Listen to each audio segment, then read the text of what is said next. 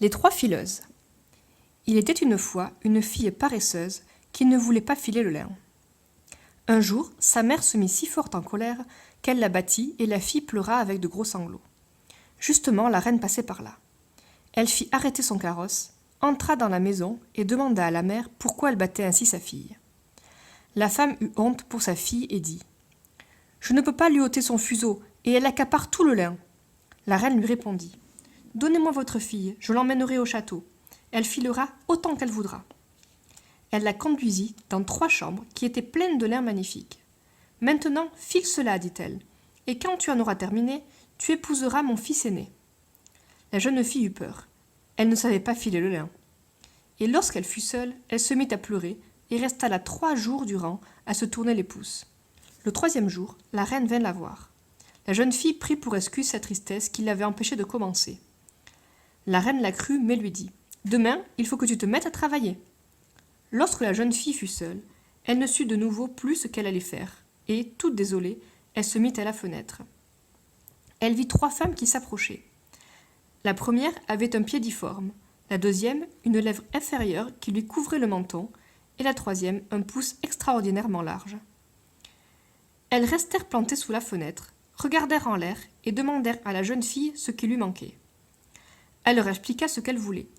Les 3 dirent alors « Si tu nous invites au mariage, si tu n'as pas honte de nous, si tu nous dis tante et si tu nous fais prendre place à ta table, alors très vite nous filerons le lin. » « De tout cœur bien volontiers, dit-elle, venez ici et mettez-vous tout de suite au travail. » Elle fit entrer les 3 femmes étranges et leur installa un coin dans la première chambre, où elles se mirent à filer. L'une tirait le fil et faisait tourner le rouet, la deuxième mouillait le fil, la troisième frappait sur la table avec son doigt, et une mesure de laine tombait par terre à chaque coup de pouce. La jeune fille cacha les 3 fileuses à la reine, et, chaque fois qu'elle venait, elle lui montrait l'énorme quantité de laine déjà traitée. La reine ne tarissait pas d'éloges. Lorsque la première chambre fut débarrassée, ce fut au tour de la deuxième, et, finalement, de la troisième. Alors, les 3 femmes prirent congé de la jeune fille en lui disant « N'oublie pas ce que tu nous as promis, ce sera pour ton bonheur. » Lorsque la jeune fille montra à la reine les 3 chambres vides et le lin filé, celle-ci prépara les noces, et le fiancé se réjouit de prendre pour épouse une femme aussi adroite, et il la loua fort. « J'ai 3 tantes, dit-elle, et comme elles ont été très bonnes pour moi, je voudrais bien ne pas les oublier dans mon bonheur. Permettez que je les invite à ma table. » La reine et le fiancé répondirent « Pourquoi ne les inviterions-nous pas ?» Lorsque la fête commença, les 3 femmes arrivèrent magnifiquement vêtues, et la fiancée dit « Soyez les bienvenues, chère tante. »« Oh, dit le fiancé, comment se fait-il que tu aies de l'amitié pour d'aussi vilaines personnes ?»